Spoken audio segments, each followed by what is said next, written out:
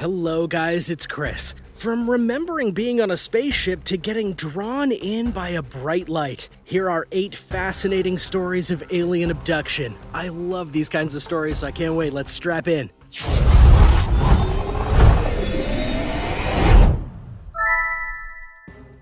Number 8. Betty Andreasson.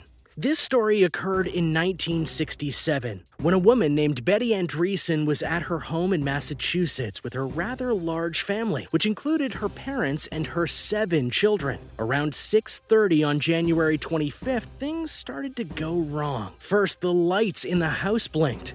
Then a red light began to shine into the household. While Betty ran to her children, her father went to see where the light was coming from. And as he looked out the window, he saw a group of 5 aliens coming towards the house. The aliens entered the house by phasing through the door, then went to each of the family and put them in a state of suspended animation. They then focused on Betty and started communicating with her telepathically. Despite being scared of what was going on, Betty noted that she didn't feel afraid of the aliens. She claimed that they even released one of her daughters from suspended animation to show their intent was not doing any harm. Then the aliens took Betty to their ship, and Betty apparently underwent many tests for various reasons. Of course, she says that she didn't understand anything of what was going on. When she returned home, her family was released, and Betty herself had been hypnotized so she could only remember the lightest of details. But in 1977, a full decade after the encounter, her case was given the full investigative treatment. After numerous tests, therapy sessions, lie detector tests, and more, the people found that both Betty and her daughter were not only sane, that they were telling the truth about what happened that night, including having many details of the event down pat without having talked to each other about it at all. This became one of the most famous stories in history, and many people point to this case as an example of aliens being real, as the answers to what happened haven't been found yet. Number 7. Carroll and Helen Thomas.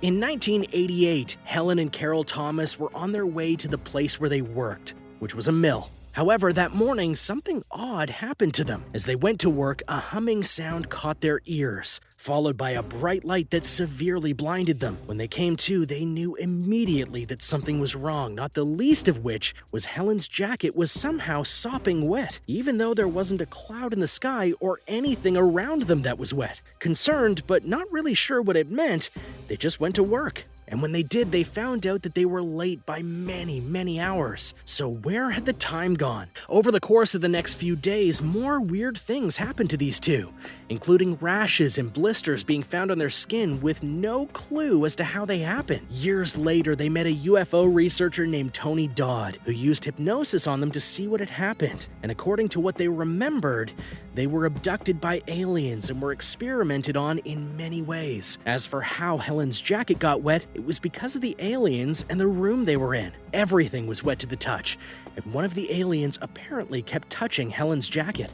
Number 6. Christina Florence. Another abduction happened to one Christina Florence in 1974, who not only claimed to have been abducted once, but many times. And then she had her memories altered to forget the experiences. This started when she was 17 and was going on a family trip to San Francisco. But when they reached Barstow, the car they were driving began to overheat. Knowing what to do, the father went to the first exit he saw, and they ended up in a park. Several strange things happened after that, and before she knew it, Christina couldn't remember anything. Later, she went to a hypnotherapist, and as she went under, her memories started coming back, and they revealed what happened in that park, including how she had been abducted by aliens who were hovering over the family car. And I was so scared, I didn't know what it was, and I was trying to start the car and it just wouldn't start, explained Florence. While it's not impossible to lie under hypnosis, you have to wonder why she would make up a story like this at all if it wasn't true. Number 5. Calvin Parker.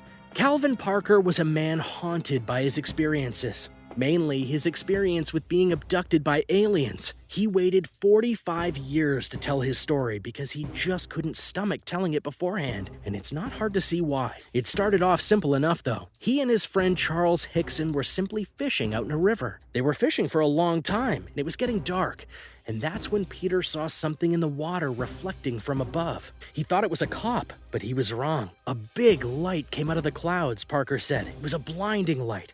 It was hard to tell with the lights so bright, but it looked like it was shaped like a football. I would say, just estimating, it was about 80 feet. It made very little sound. It was just a hissing noise. It was at that point that 3 things came out of the ship and floated towards them, and they had a way of making Calvin compliant. I think they injected us with something to calm us down, Parker said. I was kind of numb, and we went along with the program. Calvin states that after being examined by the aliens, him and Hickson were let go. After this, they went to the police, passed both sobriety and lie detector tests, and proved that they were sane. Hickson relished the fame, but Parker didn't. He actually moved around a lot to avoid people asking him about the experience. And eventually, he wrote a book so he could set the record straight. Number 4. The BBQ Abductions. On a night in July in 1995, a group of friends got together for a barbecue, and they were having a great time until 10:30 p.m. came around, that is. For around that time, a craft appeared above them. It was disc-shaped and just hovered in the sky, watching them.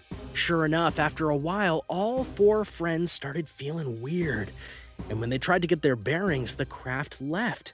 So, story over, right? Well, not quite. For when one of the friends looked at the barbecue, something was wrong.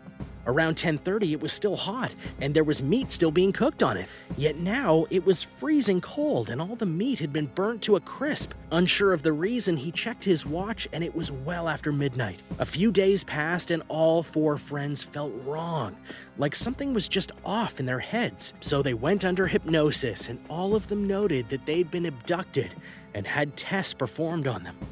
Number 3. Gary Wood. In 1992, a man named Gary Wood was driving his friend Colin Wright down the A70 highway. Around 10 p.m., Wood saw something in the sky and woke Colin up to get him to pay attention to it as well. When they were both looking, a blinding light hit them and surrounded the car. On instinct, Wood continued to drive despite the light being all around them. And the next thing they knew, the car was stopped. What's more, the car was in the exact opposite direction it had been facing before. So what had happened? And this question was amplified when Wood looked at his watch and saw that an hour had passed since they saw the light, even though it only felt like a few seconds. Needing to know what happened, the two went under hypnosis, and what they recalled was quite frightening. They were taken from the car and examined thoroughly. Wood even noted that he heard screams of other people on the craft. There was also an overseer, one who claimed to be from Sanctuary, and that his kind were already here. Now, what really happened that night, no one knows. Number 2. John Day. October 1974. John Day was taking his family home when he had an encounter he didn't expect. He had left with his family at around 9:15 p.m. that night, and the ride home to Essex, England should have gotten them back around 9:45 p.m. But when they returned home and looked at the clock, it was 1 a.m. That's over 3 hours of time that they just couldn't account for. A few days went on, but something was not right with the family. They all had bad nightmares, anxiety, and more. It was just unexplainable. So they found a UFO group, and that group had a hypnotist. John was put under hypnosis and noted that there was a mist that came from the sky and surrounded the car. A light came next and lifted the car and put it into a craft. His memories inside the craft weren't specific, but he did have flashes and feelings, including being examined. And the next thing he knew, he was just driving along with his family. And it does seem like for most of these stories, hypnosis can be quite helpful. Number 1.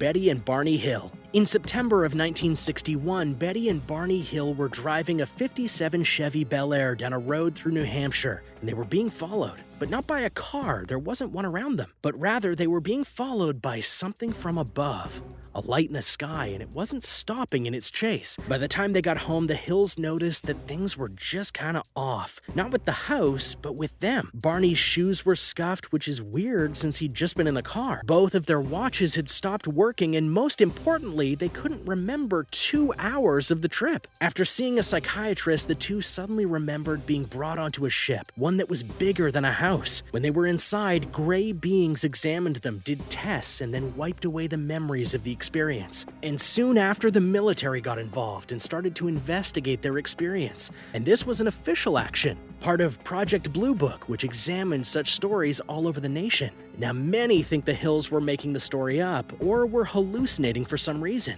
but evidence against that has been given, including Barney having an IQ of 140, not to mention they didn't do drugs. Now, while you might think this sounds like every other alien abduction story out there, there's something you need to know. The Hills experience was the first widely publicized alien abduction story, so all the experiences you've heard since 1961 can be traced back to them. I guess you're welcome.